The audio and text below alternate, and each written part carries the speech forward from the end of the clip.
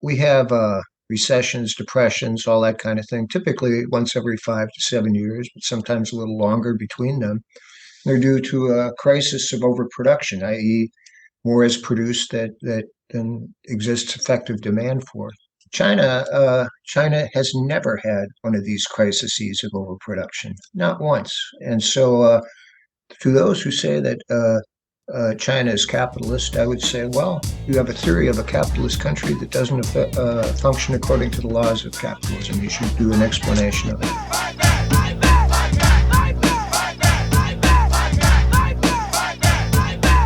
Welcome to Fight Back Radio, production of fightbacknews.org, taking you to the heart of the people's struggle.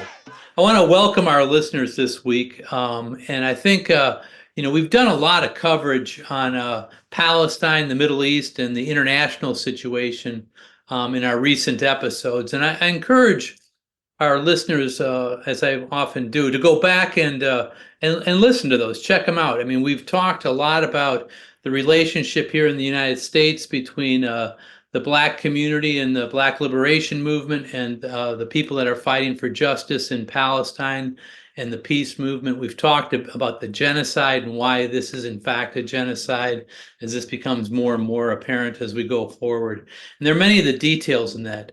Today we're going to talk about United States foreign policy, and this is an important question, I think, always. But we're approaching presidential elections in the United States, and there's probably more discussions about this than usual. And so, we want to dig into it a little more, but we're not going to just talk about Palestine.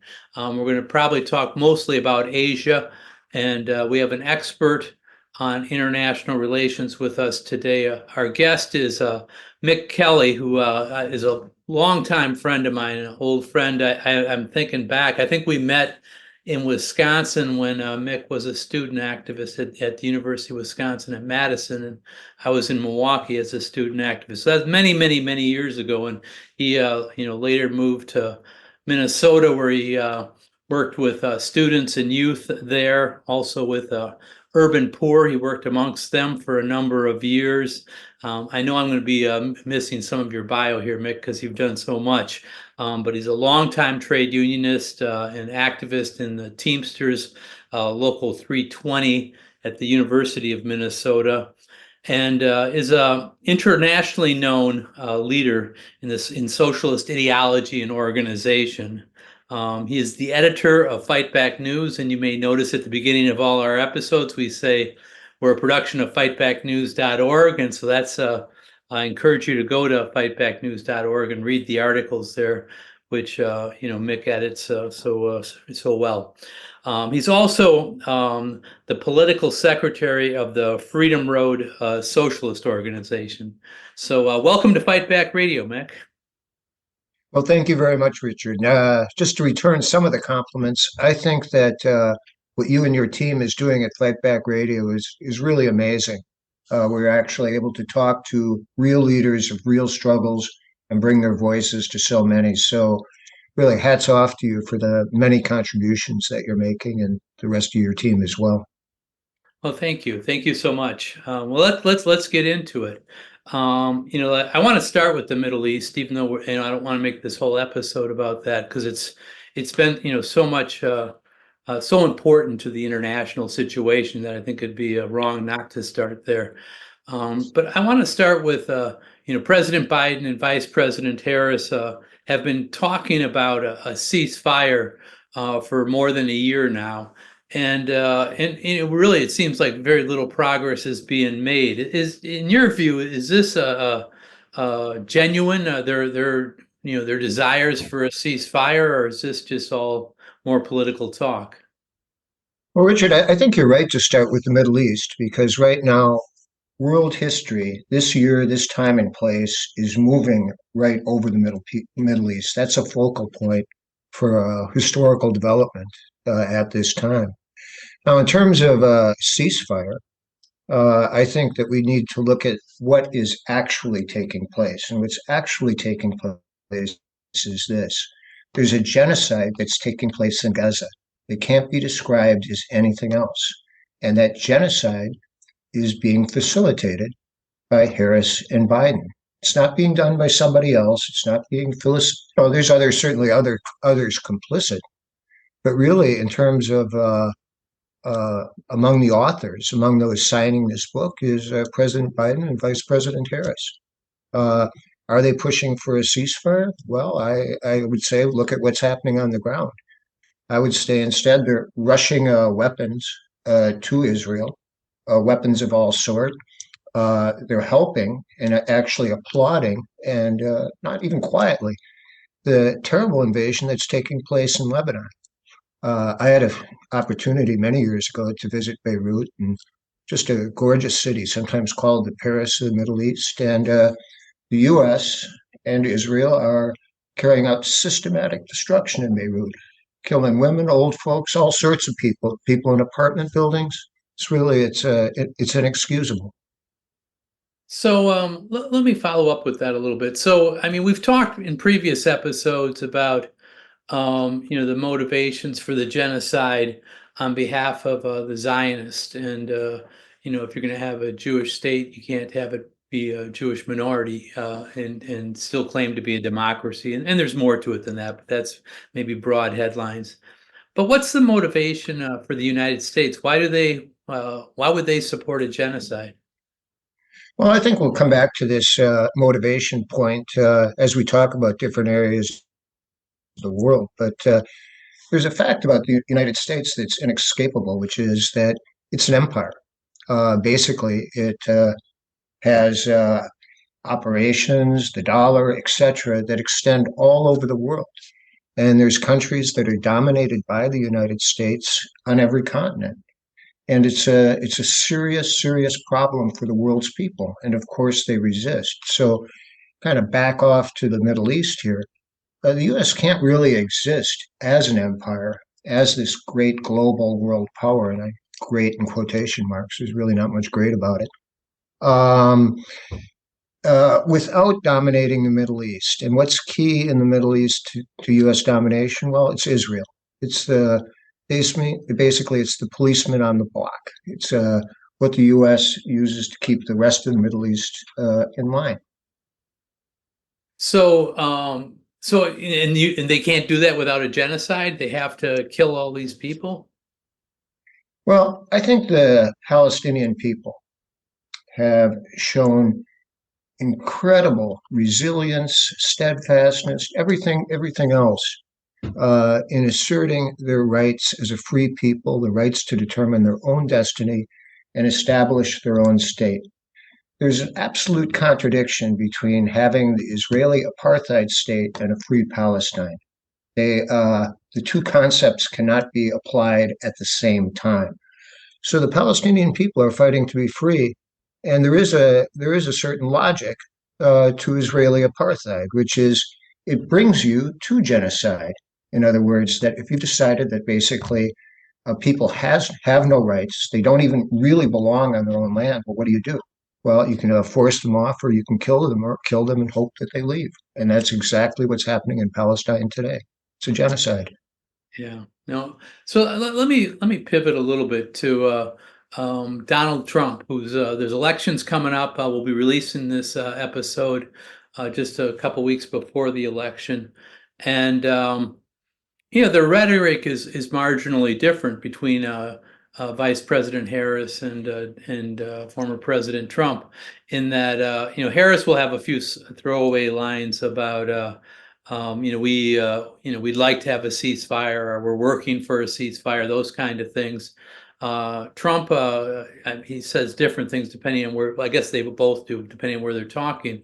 But in Trump's case, I've heard him say things like, "Well, I would end it in one day or right away," or things like that. But Trump also has a track record. He was president as well for 4 years, and so can you talk a little bit about the differences in foreign policy between Biden, or Vice President Harris, and Donald Trump regarding the Middle East? Well, sure. I mean, the big picture is Trump is trash, and Vance, his running mate, is too. But the fact here is that, yeah, Trump talks a terrible game about the Middle East, and He applauds genocide when he speaks of it. There's no other way to put it. He denies the humanity of Palestinians, the whole 9 yards. That said, there is a certain reality here, which is that Trump is not carrying out a genocide in the Middle East. He's applauding it and saying it should go further, but he's certainly not the one doing it. The person doing it is Biden and his Vice President Harris. And that's why I would say that despite differences on many topics that exist between the two, I think a vote for Harris and in this election is not the right thing to do. So anyway. So, okay, well, let me go further then. I mean, that makes it difficult. I mean, there's the two people on the ballot are one of them's going to win is Trump and Harris. So it doesn't give a lot of room. I mean, some states have Jill Stein or Cornel West or a libertarian on the ballot. Let me move towards, I want to talk a little bit more about Palestine, but also in the context of, the war is spread. It's not just in Gaza. First, I think, went to the West Bank, or it was already in the West Bank, and it became more intense. Similarly, with the border between Israel and Lebanon, where Hezbollah is situated. And now you've mentioned the bombings of the suburbs of Beirut. Iran has gotten involved in the war because of bombings of their embassies and assassination attempts. How far does this spin out, and what does that mean actually? That especially Iran, I think, because that's a state with not that Hezbollah doesn't have a significant military, but it can't compare, I don't think, to Iran's. Could you speak to that a little bit? Yeah, well, the regional conflict has come into being, and the reason is really because of the United States. It's the United States that arms Israel. It's the United States that facilitates things like the attempted invasion. It's failing, actually. It's being beaten back of Lebanon, but the bombing campaign that's taking place there. And yeah, all over the Middle East, people are extremely angry at the role that the United States is playing, and Israel too, and rightfully so. People don't want to live under a foreign power. And there is an axis of resistance, a group of resisting countries and social forces in the Middle East that are very determined to be free of imperial domination. And that would include Iran, the progressive forces of Iraq, Yemen, Lebanon, etc., and the Palestinian resistance too. And I think they'll do quite well over the long run in terms of a project that is essentially one of liberation of Palestine and liberation of the whole Middle East. But again, this contradiction is at work. On one hand, we have imperialism.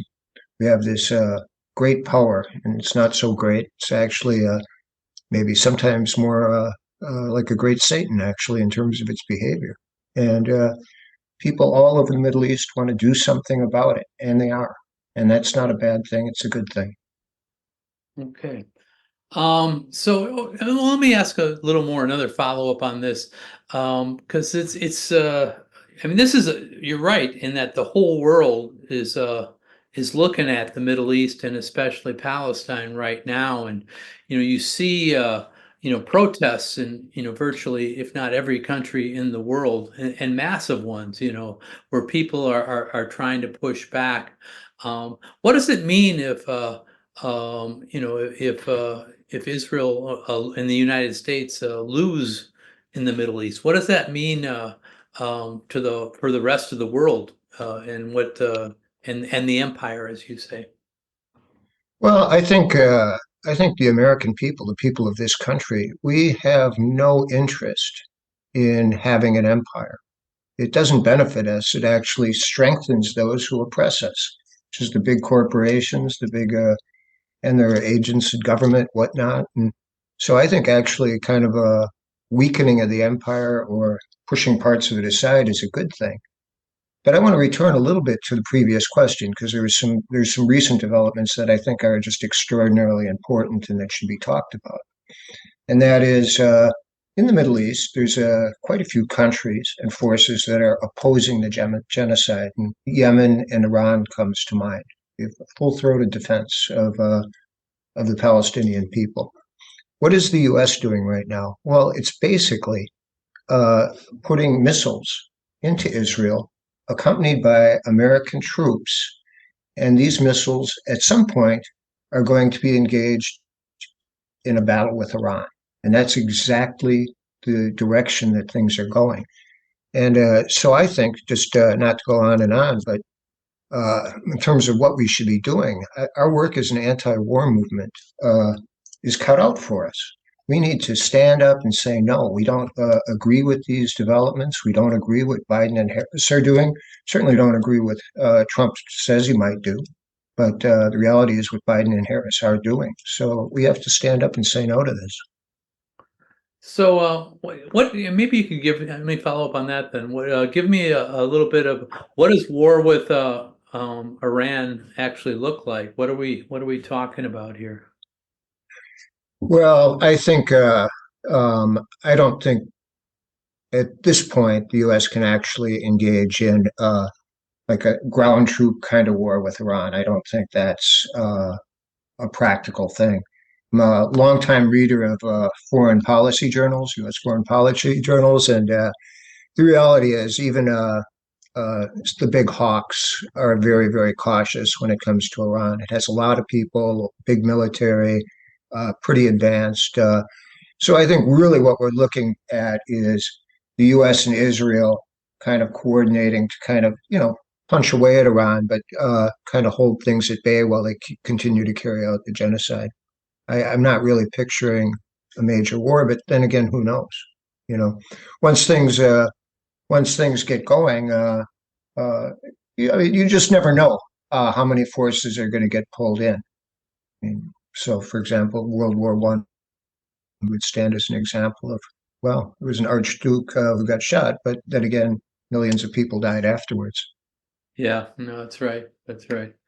Um, I'm gonna move. I want to move to talking a little bit about Asia, and Obama gave a famous speech where he talked about a pivot to Asia. I think it was talked about a little bit maybe before then, um, but in terms of U.S. foreign policy, what do people mean when they talk about a pivot to Asia? Well, really, what's being talked about is the U.S. is an empire again, and part of the empire is the Pacific region. And by pivoting to Asia, really what the policymakers are talking about, they actually don't conceal this. You can look at Pentagon documents, for example. They do a report every couple of years about what's their main target and where they're trying to contain. And the principal target in Asia is China. Um, China has undergone a spectacular uh, spurt of growth and development. It's become a truly powerful socialist country that's moving forward at great speed, and the United States sees China as a competitor. And so the pivot to Asia is really about containing China. And an aspect of containing China is preventing the reunification of China and Taiwan. Taiwan is a breakaway province. Chiang Kai shek, the former corrupt ruler who fled China in 1949, went there, made it his headquarters. And since then, the U.S. has been backing either KMT, Kuomintang remnants, Chiang Kai shek, or more recently, separatist forces on the island. And the U.S. aims to keep a permanent division between China and Taiwan. So part of the pivot towards Asia is maintaining that permanent division and sowing the seeds of separatism or strengthening the growth of separatism. So I know, I've known you a long time, as I said in the introduction, and I know you're a very close follower of what goes on in the People's Republic of China and are inspired by socialist China. Could you give a little bit of and you just did, but I mean a little bit more here about some of the background and history of U.S.-China relations? And I know that's a big question. So, but particularly, I think about when Richard Nixon went to China. I think it was in '72. There was agreements signed about one China policy, which means that Taiwan was part of China. And China took a seat in the United Nations, and there was other things. So there was like sharp differences during the early pieces of the Cold War. This kind of coming together, reconciliation, the rhetoric in the United States after Mao died and Deng Xiaoping became more powerful, where, oh well, maybe they'll go capitalist or whatever. I mean, I heard those kind of things on the news, and and then now it's, with Obama's speech and others, it seems like we're sharply apart again. Can you talk a little bit about first, check what I said was correct, but then, give a little depth to that and why is that? Why is that the case? Yeah, I'd be happy to. And just in terms of a thumbnail history of U.S.-China relations, I think I'd be remiss if I didn't talk a little bit about what happened in 1900, where the United States, six, seven other powers as well, went to Beijing and proceeded to burn large parts of the city, carrying out assaults of all kinds, executions on the streets. And believe me, if Chinese people had come to the United States in 1900 and did the same thing in Washington, D.C., as the United States did do in Beijing, people would still be talking about it. Conservative commentators would be talking about it as if it happened yesterday. So I think that that's just an important part of history to acknowledge. The U.S. worked actually very hard to dominate China. 1900, early part of that's the whole century, and eventually was defeated. And the puppet Chiang Kai-shek was overthrown, had to leave, and a socialist society was established. Since 1949, the U.S. has had a policy that was basically hostile at its core. Now, something different did happen when Nixon was in power. There was the ping pong diplomacy. Some of the older folks might remember that. And there was a whole period where there was an opening up to China. And that had a subtext to it too. And the U.S. wrote about it. Actually, Carter used to speak about it, and others. That basically the hope was to engage China and basically have a peaceful evolution towards capitalism and kind of a Western style so-called democracy. That was really what the strategy was post Nixon. And guess what? It didn't work. Instead, China weathered some storms like the Tiananmen Square protests in 1989, and it's developed itself into an incredibly prosperous place with extremely advanced forces of production. And let me give you an example. So I visited China in, when was it? 1975. So I was young and 17 years old. And when I was traveling, the only cars saw was the ones that me and my fellow delegates were in. There was no other cars. They were very, very rare. Everyone was on bicycles. Trains were steam trains. You didn't really see any diesel trains at the station. They were all running on steam and coal and that kind of thing. A lot of smoke in the air. Today, China has in Shanghai a magnetic train, one of the only two in the world. And it's really just remarkable sets of development. The future is here in China, and the United States is pursuing a policy of absolute hostility towards China. In fact, I wouldn't at all be surprised if the U.S. provoked a war at some point. So yeah, let me follow up here a little bit. I mean, I know there was an event recently. China celebrated its 75th anniversary as a country, and there was a event put on by Friends of Socialist China that you spoke at. But there are people on the left that say, China is not socialist, or China's imperialist, the so-called Maoists and others. And I'm wondering if you could speak. There is some market mechanism stuff at work in China. Could you speak a little bit to, why you think China is socialist and what that means? Because I think it has significant meaning in how you approach, hostilities between the United States and China. Well, one of the things I try to do when I look at a country or a society um, is it's not so much what people say, it's what actually exists. So, to my mind, capitalism is a law-governed system that can be understood. For example, in this country, things aren't done unless they can make a profit. In fact, the highest rate of profit and competition is kind of the enforcer of that. That's a fundamental law that's at work in capitalist United States. Uh, I think it's very difficult to argue that that's the fundamental law that's at work in China, where you have development that's actually planned and proportional. Um, and there's actually relatively little evidence that investment, capital investment, is, in terms of the investment patterns, it's profit driven. Or take another thing, the United States, we have recessions, depressions, all that kind of thing, typically once every 5 to 7 years, but sometimes a little longer between them. They're due to a crisis of overproduction, i.e., more is produced that than exists effective demand for. You can get a little bit more into it, but there's a certain reality to this, and China has never had one of these crises of overproduction, not once. And so, to those who say that China is capitalist, I would say, well, you have a capitalist you have a theory of a capitalist country that doesn't function according to the laws of capitalism. You should do an explanation of it. Yeah, okay, that's a fair point. Let me circle back a little bit to Taiwan.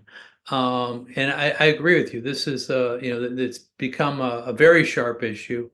Nancy Pelosi, when she was Speaker of the House, went to Taiwan and it created quite a fuss. And there's been, more the rhetoric and the actions of the United States have been sharpening up, in my view. Um, why does the United States care about Taiwan? It's a relatively, I mean, it's whatever. Even for within Asia, it's not a heavily populated island or whatever. Why do they care about this little island and compared to the rest of Asia? Why is this such a big deal? Why is that the focal point? Well, I think it's a focal point in part because it's, as they used to say in U.S. foreign policy circles, they used to call it the unsinkable aircraft carrier. That in terms of a projection of force towards China, Taiwan has at least the potentiality to be extremely important. There's also some practical issues at this current time. For example, advanced computer chips, I believe about 90% of them are manufactured in Taiwan. And that brings to mind something that I'd like to talk a little bit about in terms of U.S. policy towards China and hostility, because I didn't talk about the economic aspects. Is it all right if I address that No, please briefly? do. Or Please do. Go ahead. yeah, so to me, there's kind of two sets of things at work. Uh, Number one, the U.S. is delinking, if then that's the word that for in foreign policy circles, the U.S. economy from the Chinese economy. They're creating a separation and barrier, and this is going on in a couple of different ways, and I'd like to talk about them. One is there are actually U.S. investments in China are now being restricted to certain industries and kept away from others. So that's actually one aspect of this. The other thing is the incredible tariff regime that's being placed on a lot of things that are produced in China. So, for example, the Biden administration, I think on the 13th, Friday the 13th of last month, um, just put like 100% tariff on all Chinese electrical vehicles. Um, and so you can kind of go through it again and again: aluminum, steel, personal protection products. It's just tons of shit, tons of stuff that's being tariffed. In addition, and I think this is important too, this delinking from the Chinese economy, is that the U.S. is basically subsidizing, the U.S. government, your taxpayer dollars ultimately, is subsidizing an entire industrial policy that's kind of creating parallel products to those that are produced in China or Taiwan, actually. So you have billions of dollars being invested and underwritten by the U.S. government. So, for example, for chip manufacturing. So what we're seeing is there used to be a lot of talk about, for example, neoliberalism, kind of unrestricted capitalism.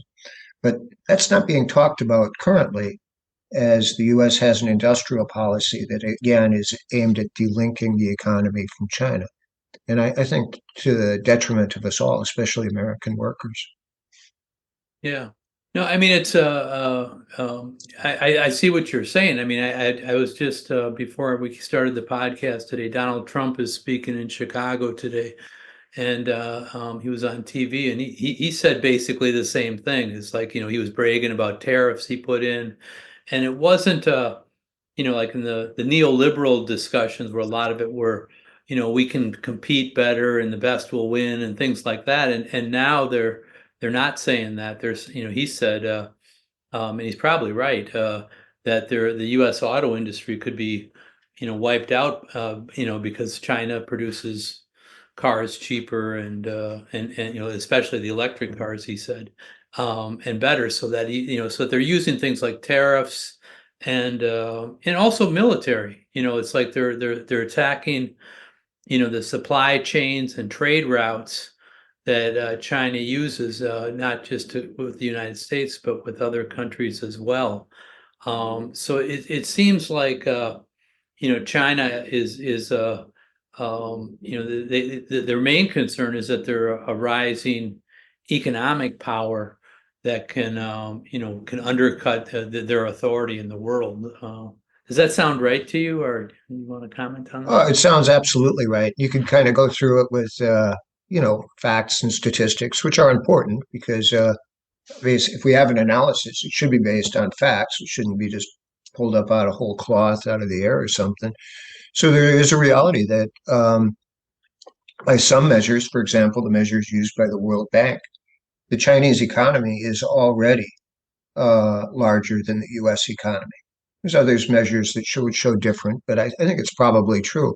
So, for example, China manufactures, I believe, 3 times the automobiles that the United States does right now. Generates, I think, more than twice the electricity that the United States has 200 times the shipbuilding capacity that the U.S. has. And I think the achievements of socialism here are really remarkable because China was able to focus on, for example, green technology and really bring it home. So, where are most solar panels made today? Well, China. And so the U.S. is going to put lots of tariffs on these different green technologies. But I don't want to go on and on, Richard. But to me, if you compare and contrast China and the United States, you really do see that capitalism is a failure. It's a failed system. It's not worthy of our support. It performs poorly for us who live here. That's for sure. So, I want to pivot a little bit here to, so China, as a, strategic rival or whatever U.S., whatever policymakers call it. I mean, I think they see it important to vilify, the China as a country, Xi Jinping, and who's the leader, of the country, both the government and the party. And you see things like, historically, I think we saw it with Tibet, where there was all this discussion about Tibet and what was going on there. More recently, I think you see it with the Uyghurs and other, what's going on in the western parts of China.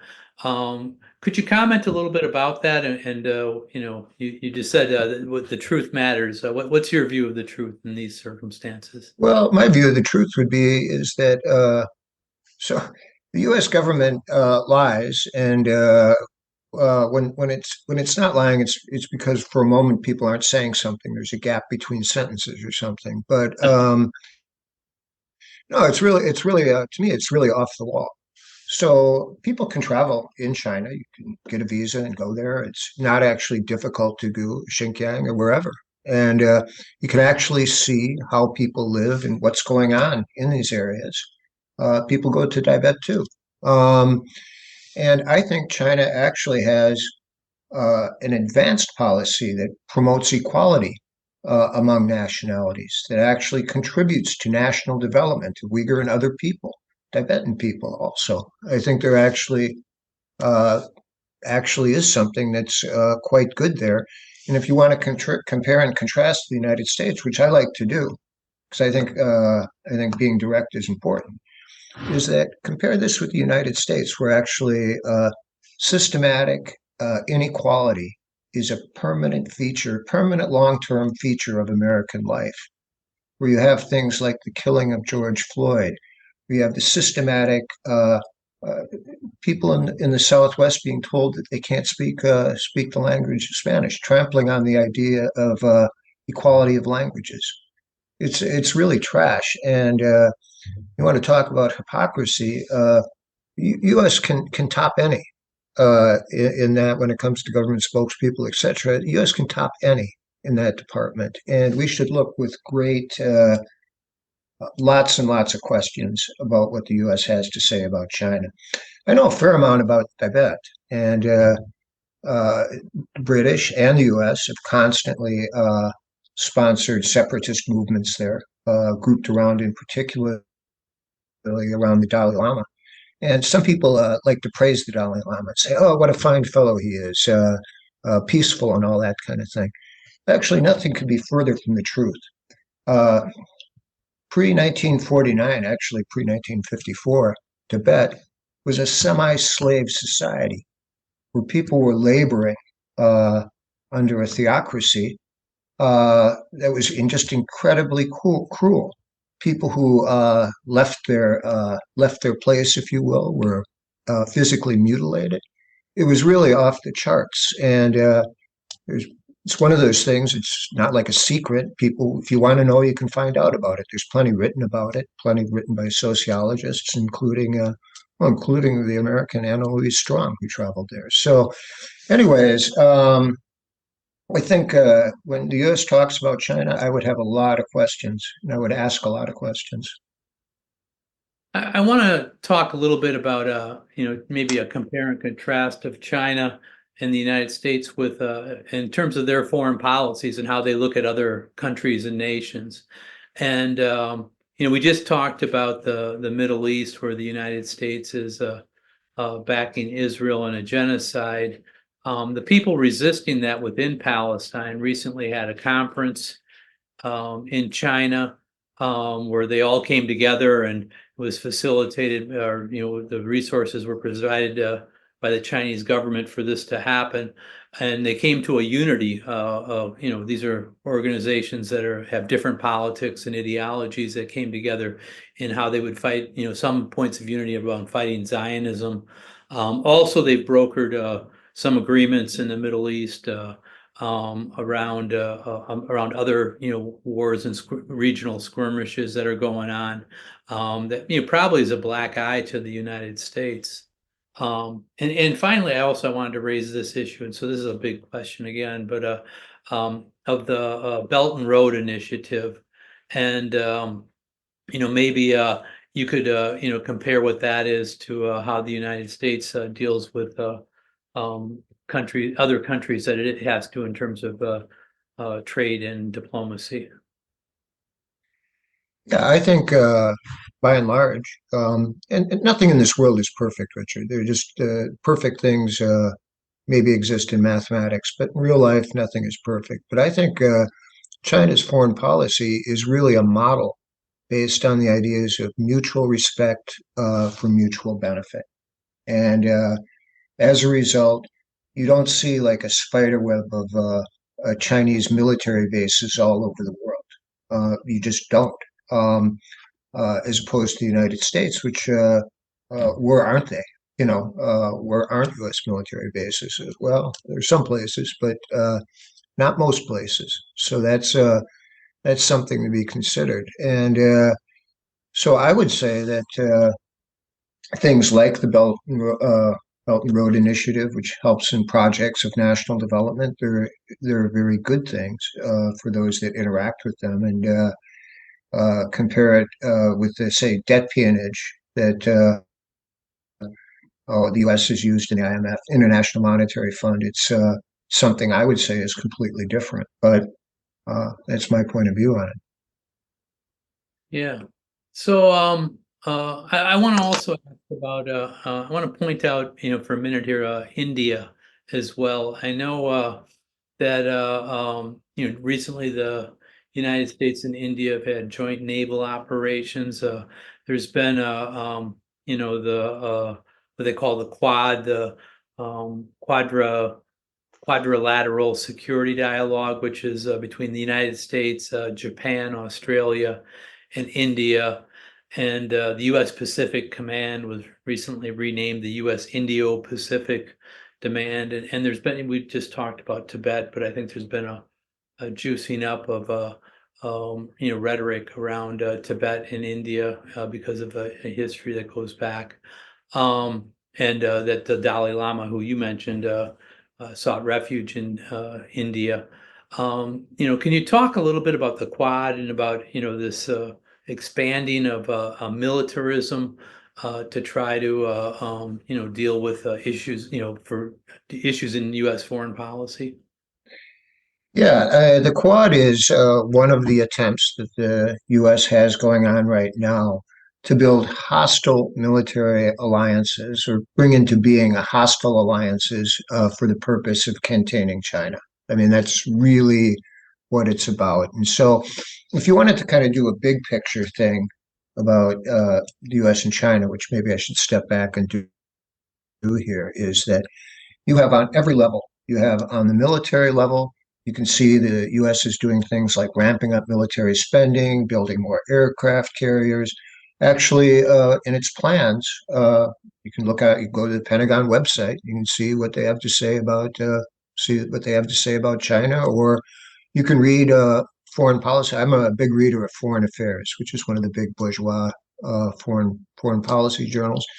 They uh, they recently had a series of debates. Well, the U.S. is going on the topic of will a war with China, U.S. war with China, be long or will it be short?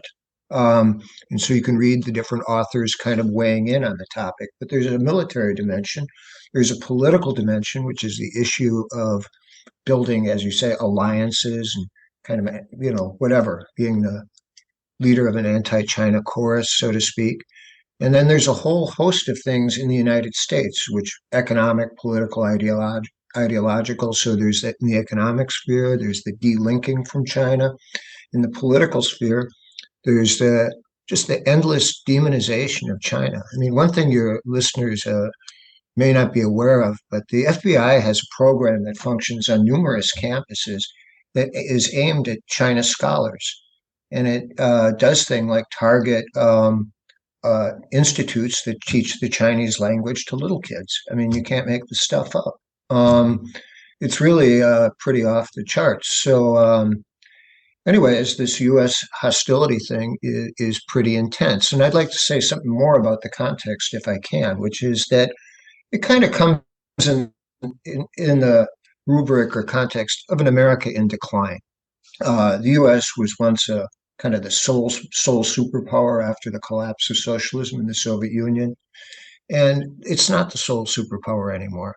In a relative sense, actually, in an absolute sense, if you do things like GDP and that kind of thing, the U.S. is in a power in decline, and as a result, it's trying to carve out basically its areas of control much more firmly, um, and uh, and it's failing in that. Um, and as a result, there's a lot of friction. Yeah. So, yeah, I mean, I want to talk a little bit about some of the other countries. We mentioned the Quad, but there's other countries as well in Asia, many of which have been trading with China. Some that's their primary trade partner, many of them, and so this delinking, I think maybe trying to expand there as well. Could you talk a little bit maybe about um, the about North Korea and South Korea. There was a whole war that the United States was involved in, as well as China and others there. And and that's China and Korea are right next to each other. So there's in terms of military as well as economic, that seems to me to be an important country. Well, it is an important place, and really, what needs to happen is the U.S. needs to get out of South Korea. The U.S. has no business having troops there. The U.S. has what's called sometimes called a tripwire strategy, which is basically you have enough troops there, which if there was some sort of battle that took place, it would be enough to actually draw, basically trip the U.S. entering a major war in the area. So I think, again, the U.S. has no business there. And there's two big unfinished revolutions in Asia. I mean, actually, more could take place, but there's two big unfinished ones. That is in Korea. Again, the Americans are occupying the southern half, and you have the socialist North, and of course, it wants to achieve reunification. And I think that will happen. Um, and likewise, China wants reunification with Taiwan. It's part of China. It's an integral part of China. And I believe that'll happen too. And I hope sooner rather than later. Okay. So, I mean, I mentioned that there's other countries as well. Before we leave Asia and the China-U.S. Tensions, there's the Philippines, there's Indonesia, Japan. We haven't really talked about very much, which is a major economy as well. How do these countries, in your view, and I know this is hard to answer in a short time, but is there anything you would like to point out about that before we move on? Well, I would just say this. There's kind of different sets of contradictions in the world today. Um, One set of contradiction is essentially a set of contradictions among thieves. And I look at things like the contradiction between the United States, the EU, European Union countries, and then Japan is kind of being the contradictions among thieves. The other side of the coin is this, and it's Mao Zedong used to say, countries want independence, nations want liberation, people want revolution.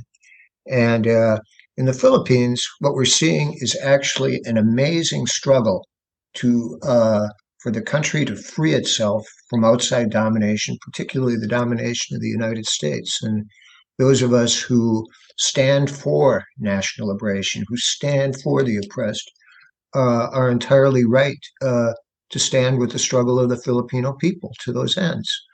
Likewise, in a place like Indonesia, it suffers mightily under the yoke of imperialism, and it has a tragic history. Maybe some of your readers know, maybe they don't, but the U.S.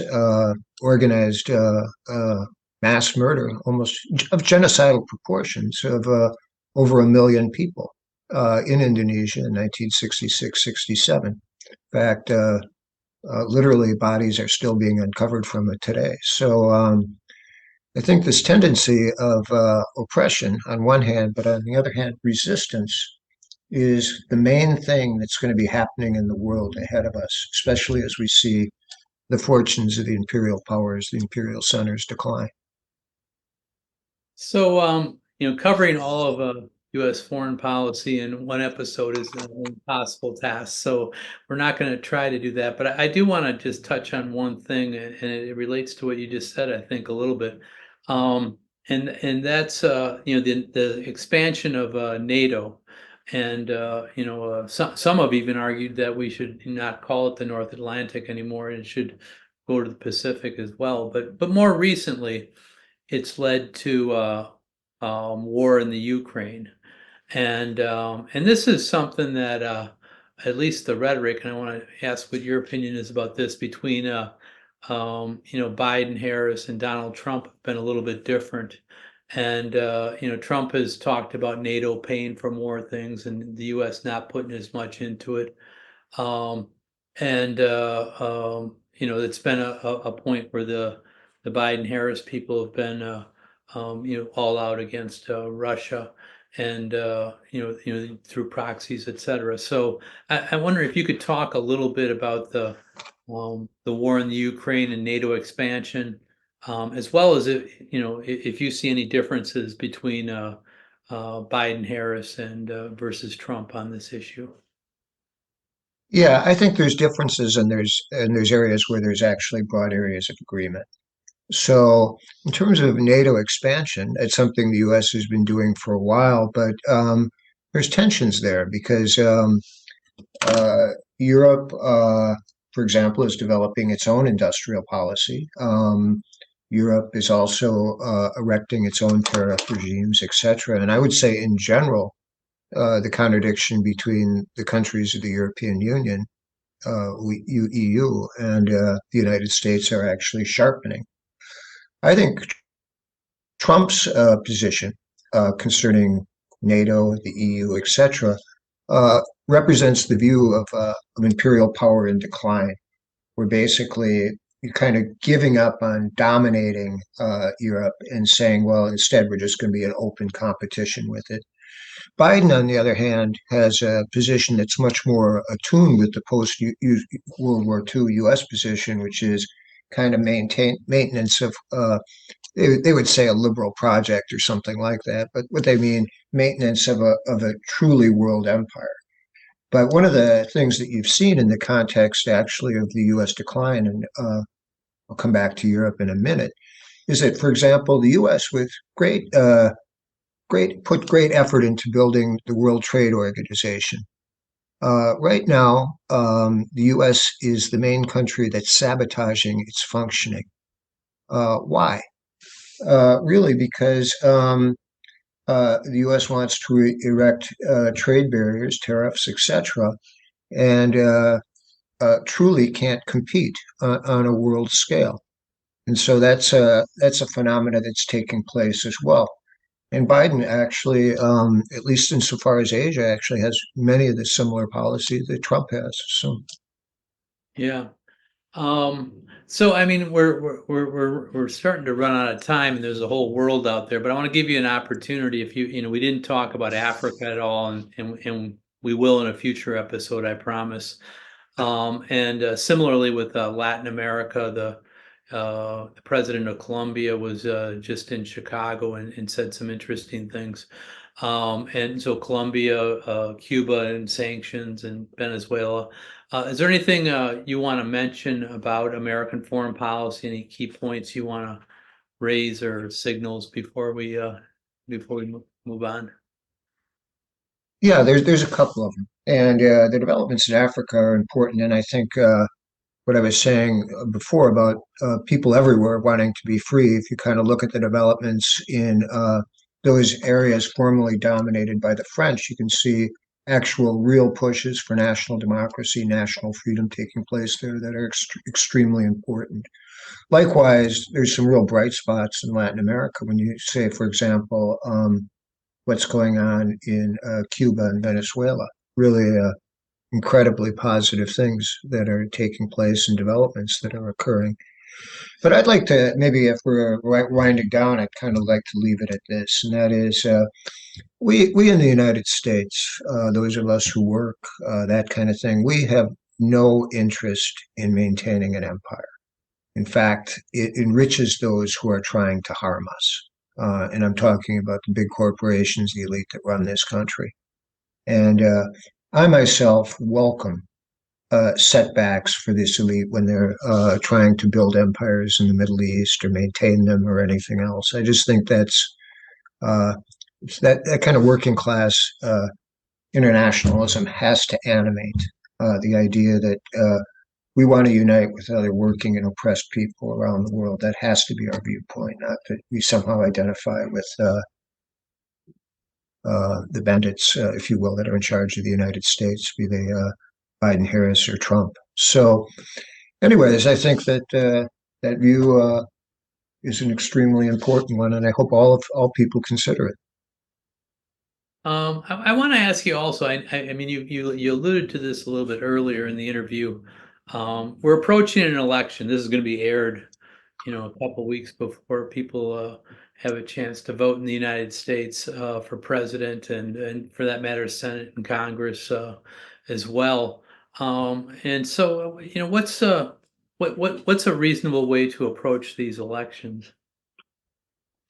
Yeah, I think the reasonable way to approach it is that this this election is basically a referendum on Palestine and what the United States and its Israeli accomplices are doing in the Middle East. That's really a core issue at this moment. And that being the case, I think the more that Biden and Harris carry out genocide and facilitate it, the less support that they're going to get. And I think that's entirely fair and reasonable. Why support people who are doing this?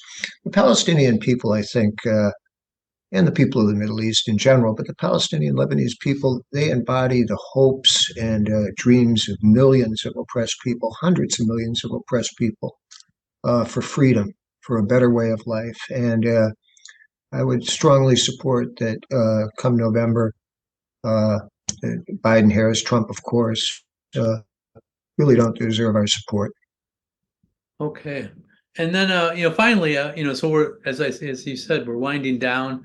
And is there anything here that I haven't brought up, or anything that you would like to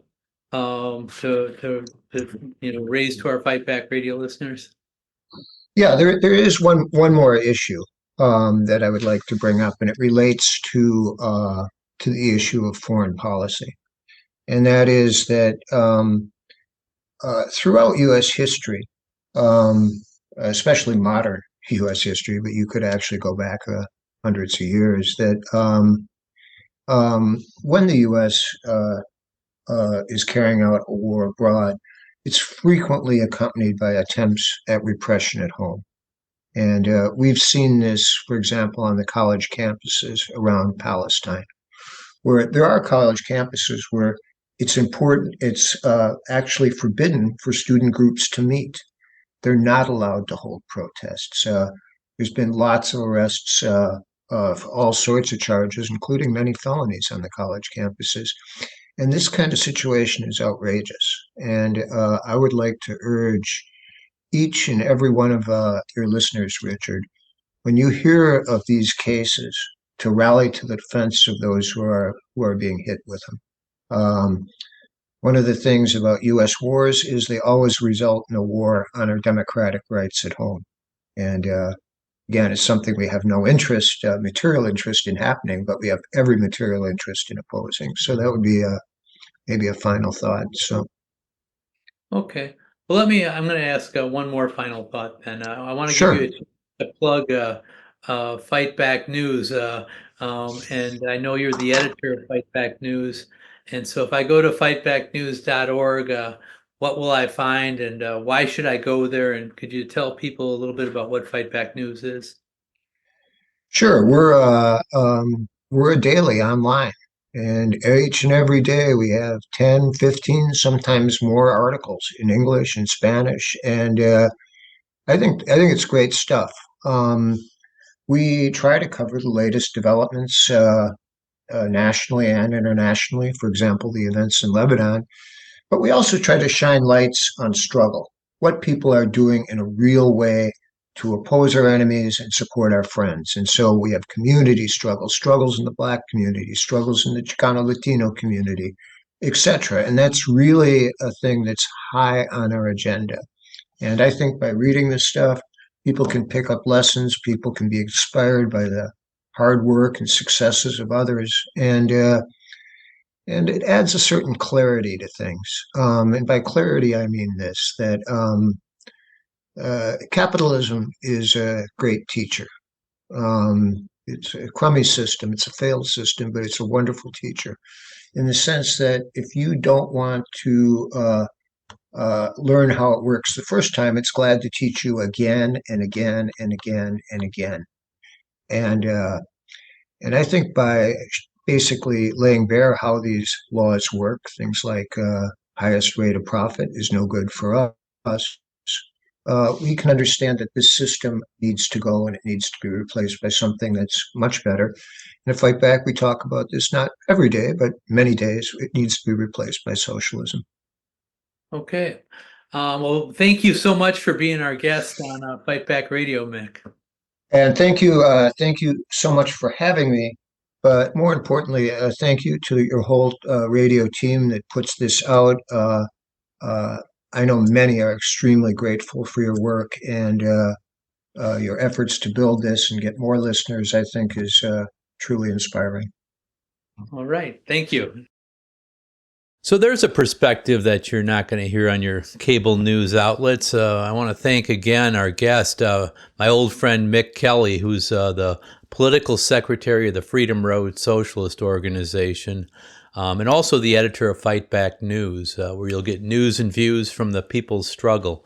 I encourage you to go to fightbacknews.org to check out different, you'll see all across the country, people are protesting about not just issues of Palestine or the international situation, but workers' struggles that are fighting for better wages, working conditions, to get union representation, schools to get funding, all kinds of things. Like I won't go through the whole list, but check it out.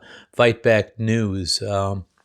Finally, before we sign off, I want to give a little bit of a personal note here. I've recently been honored by the Freedom Road Socialist Organization here in Chicago.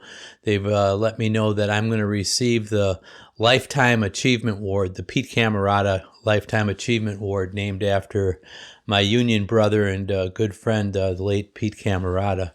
And so I want to encourage people. It's going to be on December 14th, the dinner. It's the People's Struggle Awards dinner.